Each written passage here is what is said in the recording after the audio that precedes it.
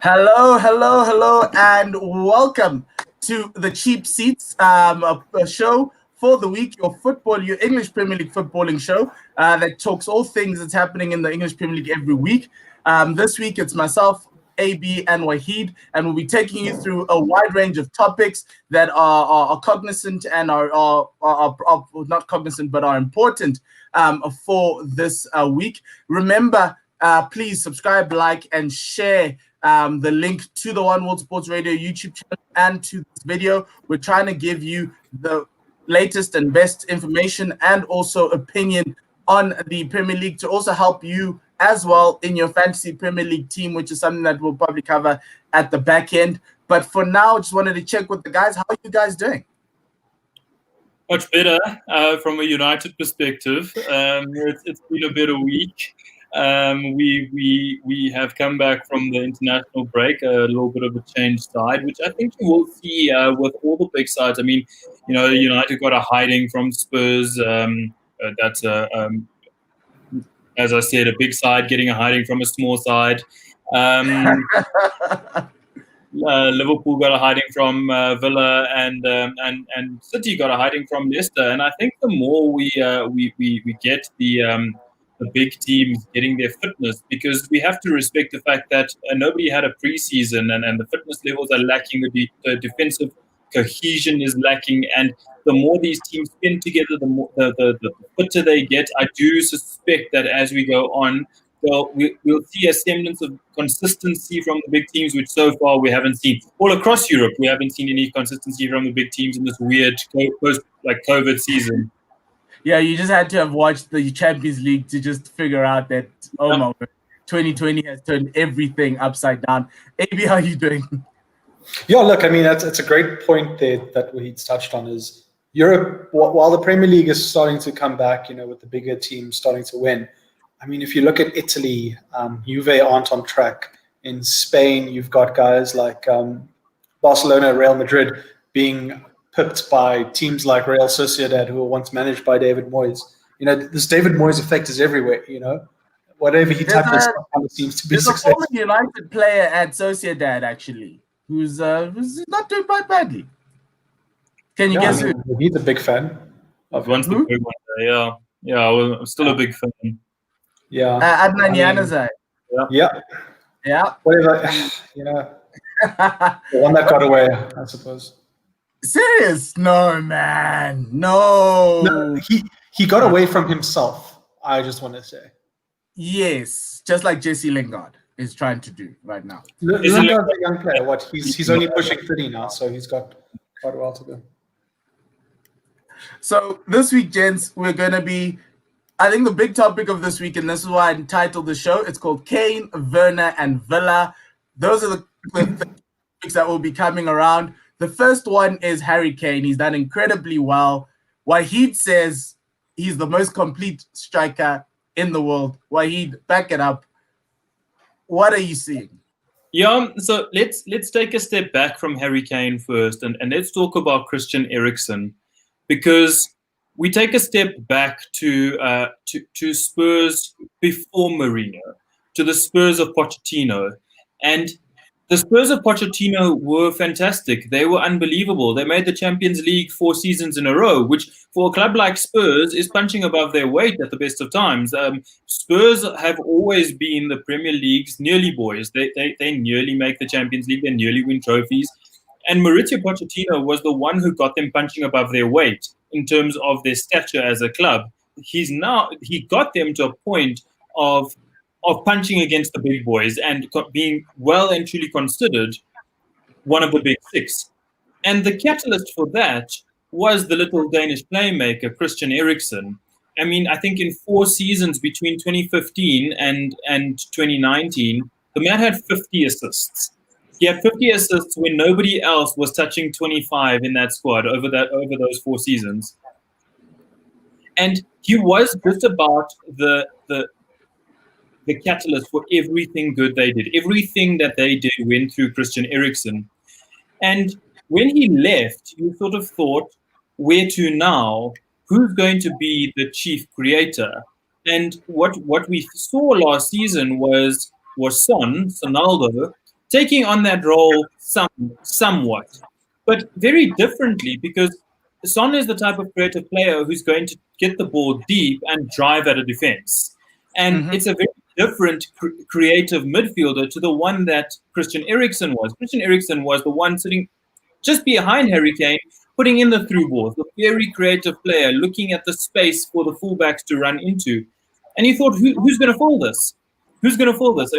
Son tried, but it wasn't quite the same. And what we've seen this season is we've seen Harry Kane take on not just the mantle of creator, but also continue his goal-scoring form. You sometimes see a centre forward who thinks, okay, no, I can't score goals anymore because the team needs a creator. But Harry Kane this season has become a 9.5. He's taken on the role of the 9. He's taken on the role of the 10. And he's creating as much as he's scoring. And to me, he's the perfect centre forward. He's gone and become a hybrid. He was always really good at passing. His crosses were underrated. But he's gone and added this dimension to his game, which has helped Spurs just take it up a notch. And I mean, I'm so thoroughly impressed with Kane at the moment. I would say that he rivals Robert Lewandowski as the best in the world. Okay, that's an interesting one. I think from my point of view, I agree with you. I think the amount of goals and assists that he has gotten this season tells you of a man who's realized the value of playing in that space between midfield and defense. English strikers have always been told to sit on the last man, but what the modern European striker has always been is that man who plays in that space behind him. And with Christian Eriksen no longer there, and effectively Spurs playing a midfield three that's largely flat with players who pierce the defensive line here and there, it allows Kane to just play around there and also drop in. And I'm going to talk about this with Timo Werner later on as well, but there's a bit of a similarity. In dropping back, you cause defenders a lot of problems in terms of whether he needs to follow you, and if he follows you, you can beat him with your pace on the turn, or if you sit back, it means that you've got space to look, and then if you've got runners on the wings like Kane and Gareth Bale or Lucas Moura, it's easy for you to pick passes. So I'm really happy that he's doing that. As a football fan, as an Arsenal fan, I'm just not happy that Mourinho's figured it out. But he's really improved, and it was always that final touch in his game, that final third, that creative spark that was missing out of Harry's game and that he's found. But it's really impressive to watch. AB, can this man take Spurs to the title? No. I think one player doesn't really make a championship-winning team. I don't think Spurs' defense is as good as it could be to win a Premier League title. But his goals surely should be enough, and his creation. I think he can create close to about 40, 50 goals this season. No, he can, and they can go and score 40 and 50 goals. They can go score 3 goals in 15 minutes. Not necessarily create. Yeah. I mean, Spurs can go and score 3 goals in 15 minutes, hold a lead till the 82nd minute, and then lose that lead in another 12 minutes. That's the problem that Jose faces. Yes, Wahid? Maybe we've seen teams though that win the Premier League based on one player's unbelievable season. You've had that. So we've had it with you know who before. We've seen it with Van Persie when he left North London. He came into average side with Tom Kennedy and Anderson. They were the midfield. I mean, that's a team that's going to come with Tom Cleverley and Anderson in midfield. You're coming 7th. You're coming 8th. Yeah. You're punching above your weight if you're coming in the top 3. Van Persie took that side and won them the league. You could see similar with Kane, Son, and Bale. I'm looking at Spurs and thinking Liverpool without Van Dijk, City all over the place defensively. Everton probably a bit new to this title challenge. Mourinho, a serial winner. I'm looking at Spurs and thinking these are the most likely candidates to walk away with the Premier League. I'm honestly looking at the league like that. Well, look, I think from a longevity perspective and a settled nature of a squad perspective, I think you're hitting the nail on the head there. It's just a question of can they sustain? Because the thing about the league is that in games where you're not scoring, you need to defend, and that's what Mourinho's put his name on. The problem I have is I don't see that back four being able to defend well enough to not concede. There's always a goal in Spurs, conceding. There's always a goal that you expect. So that's the question that you would have. But across the league, people are conceding. But if they can score more than they concede, you find your situation where you can make it in. And that's the problem. You can have seasons where guys score 20 plus goals multiple times. Son and Kane should both get 20 goals this season. And that should elevate you.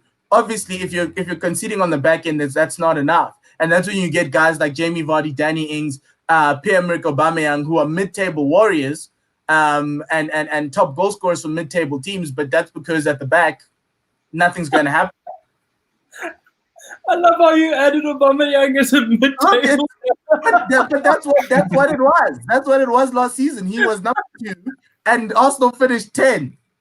What is that? Or 9th, whatever number it was. I stopped looking when we pierced below 8. The next one, guys. On another note, and this is another striker that we're looking at in FPL, and a lot of people are looking at it. And I think everyone got that points haul that oh yes, he's back, he's in, he's got it. That's Timo Werner. And we were trying to figure out whether Lampard was going to play him on the left or he's going to play him in the middle. For Germany, Joachim Löw likes to play him on the left, but over the past Nations League, he's been playing him down the middle. On Saturday, we saw the dimensions, the way in which the man uses space straight out the middle, and he created 2 goals and scored a third, or whichever way it went around there. But for me, what's the best position for Timo Werner, looking at the wealth of talent that Chelsea have going forward? Cool. So I want to talk about Timo and how he achieved success at Leipzig. And there he was played primarily through the middle as that sort of what he'd mentioned, that 9.5 sort of role where you're the main man up front, but sometimes you're dropping deep depending on the formation. If there's no necessarily a number 10 there, he'll come in, get a lot of touches on the ball, which is what he likes to do, and then shift it wide and then find himself in the middle of the box or just drive through. With Chelsea now, we don't know if he's going to have Ziyech behind him or on the right and then Pulisic on his left. But I think Tammy Abraham, unfortunately, needs to sit bench for allowing Timo to stay in that number 9 or that 9.5 role. Because if you were to put Werner in that Spurs team, not saying that he would replace Harry Kane, but let's say Harry Kane got injured, Werner would come in and slot right into where Kane's playing. That's where I kind of want to see him play. Through the middle, focused on just being, trying to just run in and run those channels behind those defenders, because he's quicker than most. I mean, he's quicker than Harry Kane. He's probably as quick as Rashford. He's quicker than Martial, probably as quick as Aubameyang. So he's right up there with one of the fastest poachers in the league. And focusing on getting in behind those defenders, getting those ugly goals, linking up with his teammates, and then doing those one-on-ones. Because I mean, the only guys who scored more goals than him when he was playing in that number 9 and 9.5 role was Lewandowski, Immobile, and Cristiano. That's it. That's the list. And then it's Werner. So, I mean, this guy has all the tools it takes to be a success. It's now about Frank giving him that opportunity to say, you know what? You're my main man. I back you. I've given you everything, on your sides and behind you. Go for it. Wahid, what do you think about this? He seems to stumble upon that conclusion this weekend. It's almost like he was hesitant to try it, Frank Lampard. He had the tools, and it seemed like he overthought his tools. It was like you gave a kid like blocks of Legos, and he had no idea what to do with it at times. I mean, he was just putting blocks all over the place and not having them fit together. And this weekend, just an amalgamation of things made him stumble across the fact that Timo Werner and Kai Havertz form a really good partnership as a 9 and 10.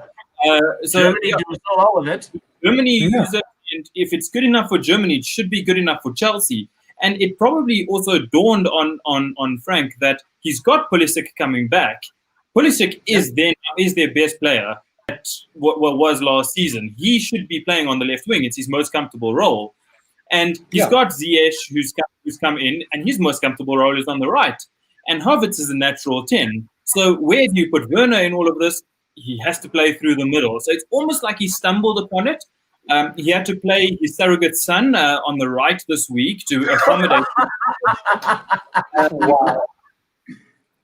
So Mason Mount had to shift across to accommodate Havertz. But Mason Mount didn't do awfully. Everyone knows I've questioned Mason Mount in the past. I'm not sure how good he is. I'm not sure what he adds to a side. But he didn't look bad on the right. It almost was like playing on the right masked the few deficiencies I have with him playing through the middle. So it gives him another dimension, another option to say that Mason Mount can actually move out to the right in the time of trouble.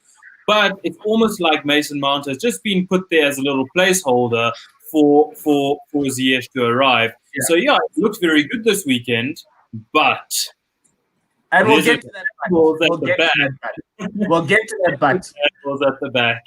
that. But my situation with this whole Timo Werner thing is that they did start him at the top, but the problem was the wing players were Callum Hudson-Odoi and Mason Mount, or some other sort of combination where they played a front three. And had Kai Havertz on the right and Thingy in the middle. The issue that I had with Frank as all of this is that, yes, he's had injuries, but surely this was should have been your number one go-to.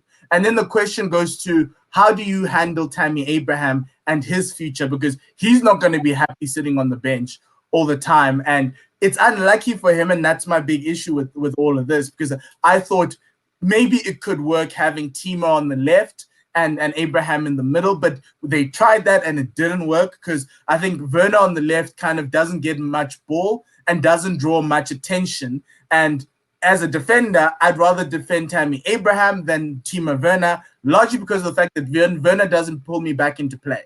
Werner pulls me back into play, whereas Abraham does not. And I think that's where the difference is. And if they play like that, then that'll be great.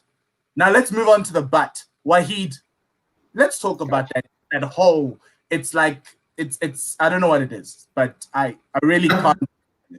Well, yeah, Chelsea just haven't been smart defensively. It seems like they've got a bunch of clowns at the back at the best of times, and I wonder if the introduction of Edouard Mendy is going to solve a lot of this trouble, because I think a lot of the problem with Chelsea's defense could be solved with good communication. And I think Kepa was really, really bad, not only with his shot stopping, but also his communication. Kepa was just a disaster from start to finish. And I think someone more assured like Mendy might solve a lot of those issues. So him chatting to Thiago Silva and whoever's going to partner Thiago Silva, it's Kurt Zuma, whoever it may be, communication is going to be key, and I think they're stumbling across a potential to make it better. Ben Chilwell has been fantastic, but more so from an attacking perspective than a defensive one so far. Same goes for James on the other side. Very good attacking player, not so smart defensively. And I think that's the problem Chelsea have run into so far, is that they seem to be a side who just want to attack with absolutely no regard for what they're going to do at the back. But here's my question. What are those two defensive midfielders doing if your wingbacks are going up? My big issue is with Jorginho and Kante in this, because they know Ben Chilwell's going to bomb up, right? Cover his spot. Or someone shifts across, center defensive midfield drops in, and you've covered that. The only issue I have is that Thiago Silva out wide is a recipe for disaster. Kurt Zuma out wide is a recipe for disaster, as we saw the last weekend with that dumb little back pass that should have just been kicked out to the side. Chelsea have conceded 9 goals this season, 7 of which have come from an individual mistake from one of their back 5. That tells me it's a training ground issue and it's a mentality issue. these things can be sorted out on the training ground. Kurt Zuma, there's no need. It feels as though there's a need for them to try and recycle the ball back quickly so they can attack on the counter, which is why Kurt Zuma wanted to pass the ball back to his goalkeeper rather than kick the ball out and get a throw in and slow the ball down. So, I think one of those, and maybe it's a coaching thing, but I don't get the fascination of trying to recycle play when you're in trouble and you're facing your goals and you can hear, because there's nobody in the stadium, a striker running behind you. But the second about this is that Chelsea have conceded, 43 goals since last season. 63 goals in 43 matches. That's 1.5 goals per game. That's the 16th worst in the Premier League since the start of last season. I don't know if it's a Frank Lampard deficiency, but I think this goes further than the personnel that you have, and I don't think Thiago Silva can fix it. So out of all the Premier League managers that have managed Chelsea, Lampard concedes 1.47 goals a game, more than any Chelsea manager. So unfortunately, I think it's a combo of personnel and Frank Lampard. Frankie is a bit young as a Premier League manager. I think he's the third youngest or something like that. But at the same time, he's been given a blank check basically this transfer window, and he hasn't really strengthened defensively that he possibly could have. At the same time, no one really has defensive. No, so here's my question, right? We're gonna talk about Villa later on, but a guy like Tyrone Mings. Oh man. Yes, he played for. He got relegated last year, but if you look at his game in isolation, he should be good enough to make it into a squad, even as a bench player for your team. Because look at all these top 4 teams, or these teams at the top. I think Spurs don't have more than 4 centre backs. Chelsea seem very brittle in terms of numbers, even if they've added. Manchester United looks, I don't know how many centre backs you guys can find out of the draw. No, we've got all of the centre backs. Yeah. I think Axel Tuanzebe is looking good. And then if you look at Liverpool only had 3 centre backs. And now you're finding a situation where everyone in the transfer window is looking at the attacking players, but defensively nobody tried to get something. I would have even gone for Soyuncu at Leicester, just for the fact that he was really good last year, and Leicester, that run from Leicester was largely because of him and Jamie Vardy. So I don't know what Frank's looking for or what they were trying to do. They spent the most amount of money, but Thiago Silva at 36 is not going to be chasing down the quickest players in the Premier League, and Kurt Zuma's always been a walking disaster or walking mistake. Let's say that, not disaster. Yeah, you're talking about what they should have done, and once upon a time they looked at their squad and thought, this defense isn't good enough. We need another player through the door. And what they went and did, they looked around the Premier League and they found someone like Gary Cahill, who came in and did a job for them. Not a star name, not a big player, just a solid Premier League level player. And that's the type of thing that Premier League clubs are lacking. Like the top Premier League clubs, like Chelsea, like Man United, looking around the league and saying this is a good level Premier League defender. For example, someone like Lewis Dunk could come in and do a good job for any of these teams. My thing with Lampard is everybody's gone, he spent so much money. Yes, he spent a ton of money, but for me it was like he was hanging expensive curtains when there was a hole in the roof.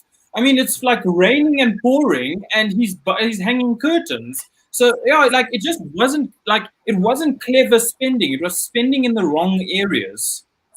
Yeah, and then there's another thing is that Lampard has looked at a player like Kante, and you're talking about what are the defensive midfielders doing. Kante is the best defensive midfielder in the world, and he's being used as not a defensive midfielder. It's like you've taken a Rolls Royce and you're trying to plow a field with it. Honestly, you need to use Kante to shield the back four. You can't use him as a box-to-box midfielder. It's not going to work. if Chelsea want to show up the defense, number one is put Kante in front of the back four and get rid of Jorginho. That's the fascination with Jorginho. I never understood. Kante is better than Jorginho unless if you want them to both play that defensive role, which they can afford to because they've got these pacey guys up front. Gents, let's move on to the next topic. I think this one I like because there's a Cinderella story happening between the two teams, and I'll refer to AB on the other team. But right now at the top of the Premier League, you've got Everton sitting at the top of the 4 games. They are unbeaten. They've just drawn 1 game or 2 games. Whereas on the other end, you've got just below them, you've got Aston Villa, who had to fight through relegation last year. And so I was looking at the teams throughout the seasons who've started with 4 wins. And the closest comparison was Watford in the 2018-19 season. They started with 4 wins in a row. They had 12 points. In that season, they finished in 11th, and it was that FA Cup final where they got smacked. I think by City. My thing is that I think what they've done throughout the season is that they've strengthened in the right areas. They've bought well. Martinez was a great buy. The evolution of Konsa and Tyrone Mings as a centre-back partnership was really, really important to this. But we saw that towards the back end of the season in the bubble, they were conceding less goals and they were becoming more of a solid back four. They got Matty Cash on. They also got that loan signing for Ross Barkley, and they splashed the cash with a proven championship scorer who scored quite a lot of goals last year in Ollie Watkins, and that kind of set them up and also freed up Jack Grealish to play the type of football that he's playing in that free role. He roams around the left, but he can come in the middle when he can. And then that solidity with Douglas Luiz, who's now seemingly is Brazil's #1 defensive midfielder right now in the last international window. It's kind of helped them get their mojo going. The question I want to ask you guys, and my answer is I don't think they're going to last long. They've got Arsenal in 2 weeks. I think that's the game in which it all falls apart. Can they stem the tide and try and finish in the top 10? That's what I'm asking.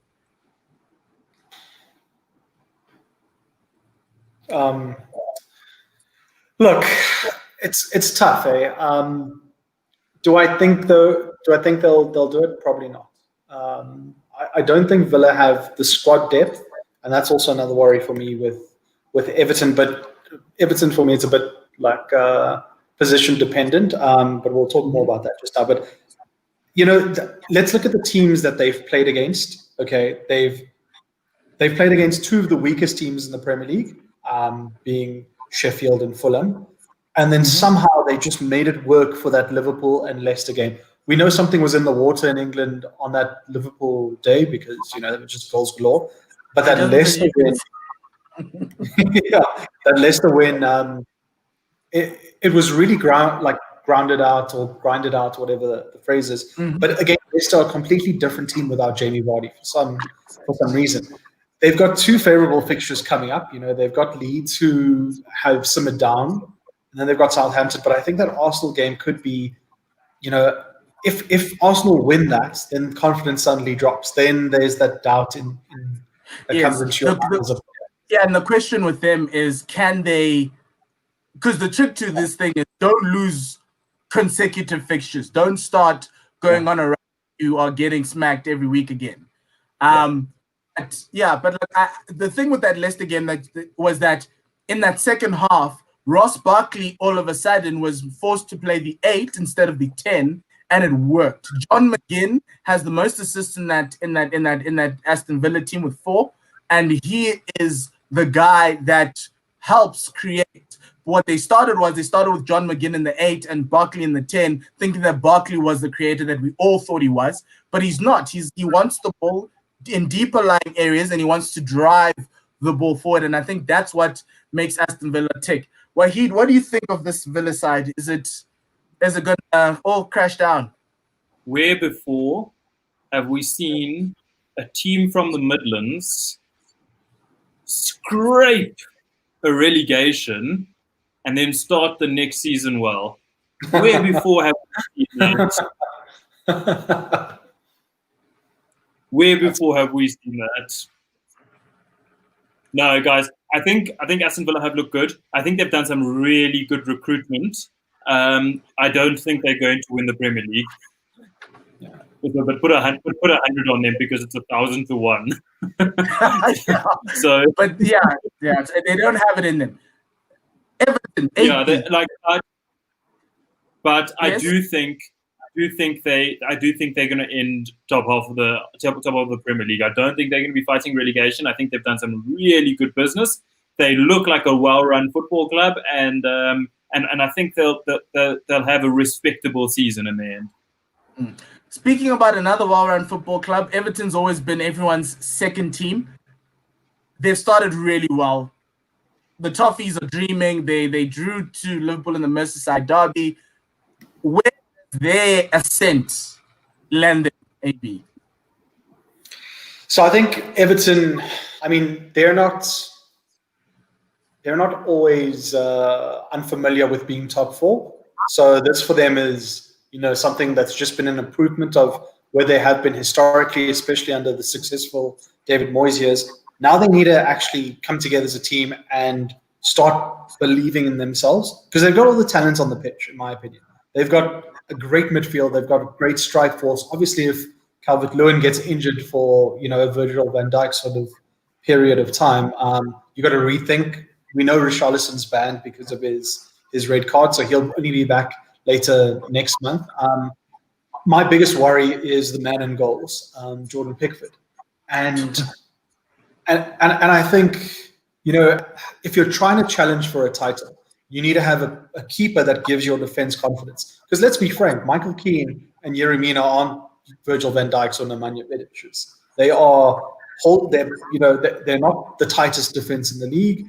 They have conceded goals, some silly goals here and there, but you've got this keeper behind you who you don't believe in. And that worries me massively for Everton. So if they do drop points along the way, and they've got I know they play Spurs or United sometime in December, and then Chelsea after that. It's quite a tough December fixture for them. So I'm a little bit concerned about their goalkeeping role. And I know they were interested in a guy like Sergio Romero, but United didn't want him to leave. Thank goodness. I know that's a horrible situation that United are treating Romero like this, but had they let Romero go, suddenly I think he would have been first choice, and Everton would have been like, cool, we've got a confident keeper, played in a World Cup final. This guy can do a job for us the whole season. Very selfish. This is a man's livelihood here, and you're keeping him as a third choice keeper just because you don't want the other team to win games. Fourth choice keeper. He's not even in the squad. Lee Grant. Lee Grant. Yeah, Lee that was my word. Guys, that's being really selfish. That's being really selfish. No, there's no such thing as selfish when it comes to high-level football. You can't look at a rival and strengthen them without being remunerated as you see fit. £8 million. £8 million is not a lot of money in 2020. I'm sorry. We've seen second choice players from Liverpool catch like 30 million. We are well entitled to ask for however much money we want. The player signed a contract with the club. He knew he was never going to be first choice. It's a bad situation for him. I'm sorry. I feel bad for the guy. But Manchester United aren't about making people happy. They're about trying to do as best as they can, both financially and on the football field. We can't go around. To be fair to United, we signed Romero when he was unemployed and no one wanted to touch him. Now he's being paid to trade. Okay, well, he's okay. But all I got in that little rant from Wahid was, you guys see Everton as a rival. That says a lot to me. They are a rival. They are rival. Anybody. Guys, your rivals are the guys in top four upwards. Everyone else below there shouldn't be a rival. Yes, but Everton have put a marker on the back. Everton have put a marker on the back of clubs like United, Spurs, and Chelsea, and well, they're ahead of Arsenal. So, like they're the team that's coming for you. And how do you try and stop that? You don't go strengthen them with your second choice goalkeeper. Well, fourth in your case. But anyway, let's move on. So, speaking about Everton, I think there are a couple of things that came out of that Merseyside derby. I think the first one was that tackle on Virgil van Dijk from Jordan Pickford, which should have gotten a red card, but it wasn't because supposedly the play before was an offside, as though Jordan Pickford knew that it would be an offside and he just went in rash. I think that needed to be dealt with. I just felt that it was really, really, really bad. And the second one is the depth that it now leaves Liverpool in a whole lot of trouble.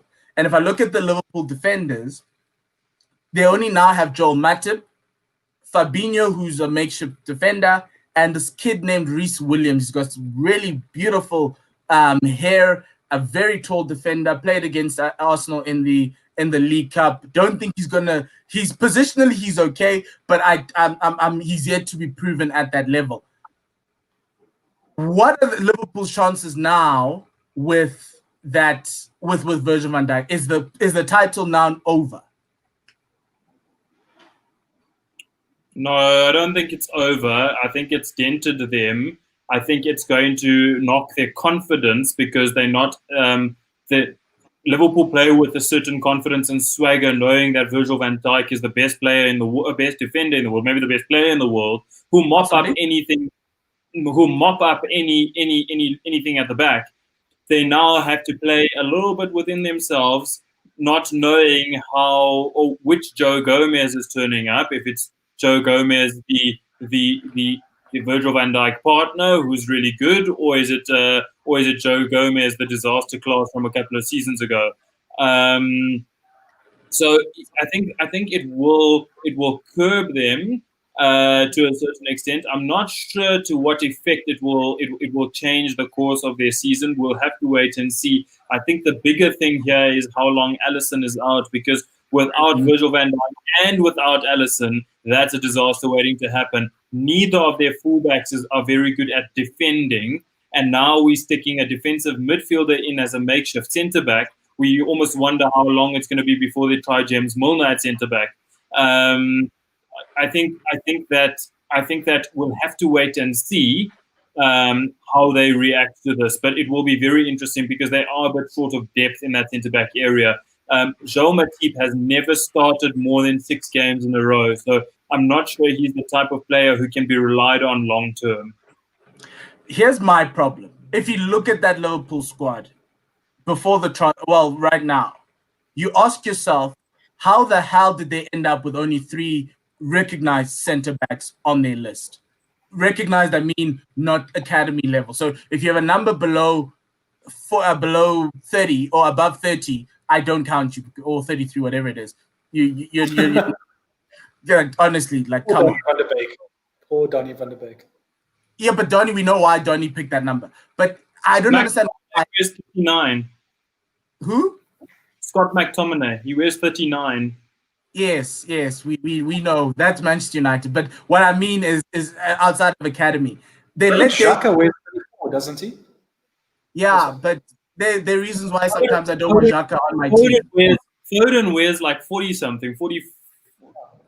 Yes, but that's silly, guys. Trent Alexander-Arnold wears 66. But that's another story today. But like, I look at the fact that now they no longer have cover in that position. And surely when you look at that squad, whether you're Jurgen Klopp or whoever it is who makes the transfers at Liverpool, and you're like, okay, cool, I need to strengthen at the back because I only have 3. You know, Liverpool's lived like this last season with the front 3 not necessarily getting in players to try and strengthen there. Now all of a sudden, disaster has hit at the back and they have no one to fill it in. Is it an oversight? Is it like I just don't get it, and that's my biggest problem with Liverpool is I don't understand how when you're the champions of England, you're chasing Europe, you're playing with only 3 centre backs, and knowing that the one centre back is only, as Wahid said, only played 6 consecutive games in the season. So that's where the issue is. AB, what do you think they should do, or do they have to go call somebody? So we're looking to let go of centre backs. Arsenal's looking to let go of centre backs. We can give you Socrates. We can give this if they want. at least we know there's a mistake here and there for teams. But yeah, I mean, United have a Premier League winning centre back who we're willing to let go to Liverpool. Phil Jones. Phil Jones. Yeah, Phil Jones. Do you know that United only signed Phil Jones because he was on a watch list, and Liverpool bid for him, and Sir Alex had wanted him to stay at Blackburn another season, but because Liverpool bid, he went and he matched the bid and convinced Jones to sign for us. So Jones was this far away from signing for Liverpool to start with, and he could have been playing at centre back this weekend if they hadn't won by then. So no, I mean, back then he'd be starting at centre back this weekend for Wigan in League One. Yes, AB. So I mean, I watched Fabinho play the other night at centre back, and Fabinho is just an incredible player, and he did a fantastic job. He's strong, he's quick, he's smart on the ball. So as a makeshift sort of solution, Fabinho can come in there, slot in, he'll be okay, because they've now got that midfield of Thiago, Keita, Henderson, and even the Ox can play in midfield there. So I think Jurgen's going to be okay for now. I wouldn't go and panic buy in January, because January is around the corner. It's 2 months away. So if Fabinho can hold off trying to groom, Gomez, and if Matip does play a little bit, let's just hope he does as rival fans. But the thing is, centre-backs and good quality centre-backs do not grow on trees. That the only guy who can come in and, stake a claim in that Liverpool team would be someone like Upamecano. And he was being touted as, Klopp now wants him. He's got connections in Germany. He can possibly go in there and get him now before the big clubs come in the summer and get him. But who's available to come in Jan, to strengthen this Liverpool team? Mings is not going anywhere. They won't. You're going to pay for a lot for him. Liverpool have the money. They are a well-run club financially. They do have some money. And if they don't strengthen defensively, either in Jan or next summer, and something else happens to Virgil, because once you have a really bad injury, you're never the same player. I don't know how he walked off the field. That's amazing. Well done to him. But I mean, it's a big loss for world football if this injury does make him half the player he was. I mean, then Martial will probably put him in the hospital next time he tries to dribble against him. Yeah, but look, I think that tackle by Jordan Pickford was just it was horrible. It required even sanction after the game, but I don't understand what the Premier League is doing. It's a stupid rule. Yeah, it's we've had problems with VAR. This is another one. And it just compounds how the season's going. But I think Liverpool's gonna have a tough. I think they should find a defender. I think even if you can find someone in the Championship who's done well, I think of Dalsgaard, who used to play for Leeds in that first season that they didn't make it in. He moved over to Brentford, and he strengthened Brentford and helped them try get to promotion. They just missed it by a bit. But I think they do need cover. That's not Reece Williams. You cannot have Reece Williams sitting there as your number 3. I just have a problem with that, and something needs to be fixed. This weekend, gents, in the FPL, what are you guys thinking will be your captaincy options, or should be considered as captaincy options? And also, who's the guy that you think will make a difference in this game week? Wait, you can take this. So I was looking at my captain a little bit earlier, and there was 3 options for me. Was Harry Kane, who I captained last week, Son, Son Mourinho played me a dirty because I had him in my side from game week 1. Mourinho told me he's injured. I transferred him out. He was not injured. He scored. Mourinho played me there. And it's taken a 4-point hit to get him back in my side. So then my other option was Mo Salah.